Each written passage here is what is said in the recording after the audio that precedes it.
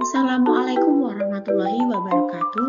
Baik, pada kesempatan video kali ini saya akan menjelaskan tentang pendekatan pembelajaran IPS, MI atau SD dengan dosen pengampu mata kuliah Ibu Maftuka MPD. Sebelumnya, perkenalkan, nama saya Isna Sofia Yahratul Ilmi dengan nomor NIM 1262052111036 dari kelas PGMI 5D dengan mata kuliah pembelajaran IPS, MI atau SD dengan tugas 4.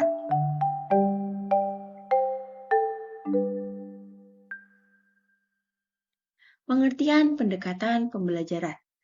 Pendekatan dapat diartikan sebagai proses, pembuatan, atau cara untuk mendekati sesuatu. Sedangkan pembelajaran atau instruction merupakan usaha sadar dan disengaja oleh guru untuk membuat siswa belajar dengan tujuan mengaktifkan faktor intens atau faktor ekstern dalam kegiatan belajar mengajar. Dengan demikian, dapat disimpulkan bahwa pendekatan pembelajaran merupakan cara kerja yang mempunyai sistem untuk memudahkan pelaksanaan proses pembelajaran dan membelajarkan siswa guna membantu dalam mencapai tujuan yang telah ditetapkan.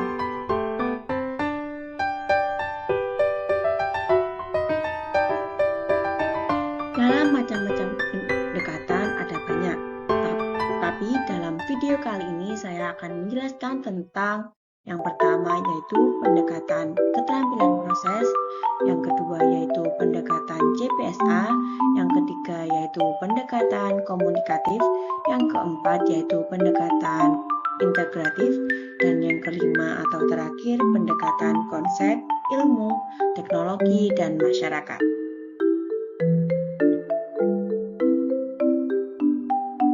Baik, yang pertama yaitu pendekatan keterampilan proses.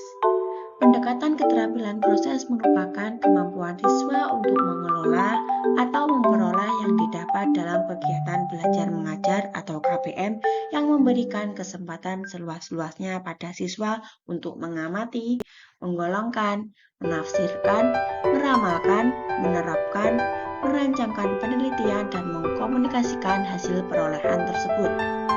Selain itu, pendekatan keterampilan proses adalah pengembangan sistem belajar yang mengefektifkan siswa atau CPSA dengan cara mengembangkan keterampilan memproses perolehan pengetahuan sehingga peserta didik akan menemukan, mengembangkan sendiri fakta dan konsep serta menumbuhkan sikap dan nilai yang dituntut dalam tujuan pembelajaran khusus.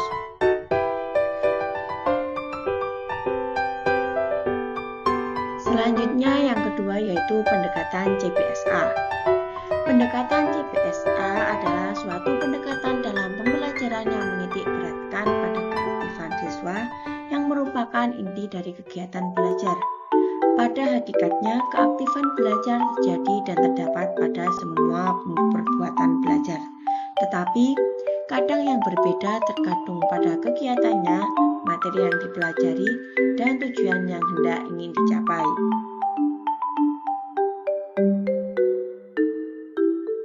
Selanjutnya yang ketiga yaitu pendekatan komunikatif. Pendekatan komunikatif adalah pendekatan dalam pembelajaran bahasa yang menekankan pada kemampuan berkomunikasi dan berinteraksi dalam situasi keseharian.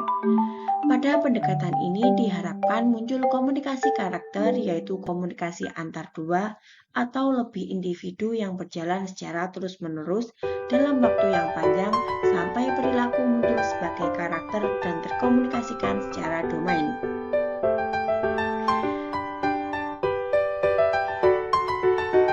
Selanjutnya yaitu pendekatan integratif. Pendekatan integratif atau terpadu adalah rancangan atau kebijakan pembelajaran bahasa dengan menyajikan bahan ajar secara terpadu, yaitu dengan menyatukan, menghubungkan, atau mengaitkan bahan ajar, sehingga tidak ada yang berdiri sendiri atau terpisah-pisah. Dalam pendekatan ini mengintegrasikan beberapa aspek dalam satu bidang, misalnya mendengarkan diintegrasikan dengan berbicara dan menulis, sedangkan menulis diintegrasikan dengan berbicara dan membaca. Manfaat pada pendekatan ini yaitu membelajarkan yang berpusat pada kepada siswa, dan siswa harus mengkonstruksikan sendiri pengetahuan siswa. Selanjutnya,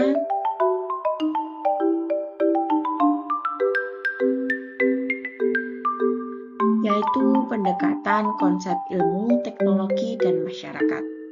Ilmu, teknologi, dan masyarakat atau ITM merupakan suatu pendekatan dalam pembelajaran IPS untuk mengembangkan kemampuan pada diri siswa dalam menerapkan pengetahuan yang berasal dari konsep-konsep IPS, teknologi, dan keterampilan yang berasal dari IPS tersebut terhadap resolusi tentang isu-isu yang berkaitan dengan masalah IPS, teknologi, dan masyarakat.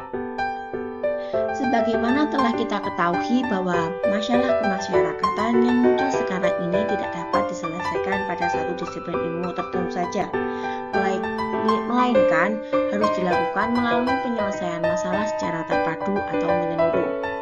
Keterbatasan dari disiplin ilmu yang mengkhususkan pada permasalahan tertentu tidak lagi memberikan penyelesaian secara keseluruhan, mengingat kompleksitas permasalahan yang muncul di masyarakat tidak dapat dijadikan acuan dalam penyelesaian masalah tersebut.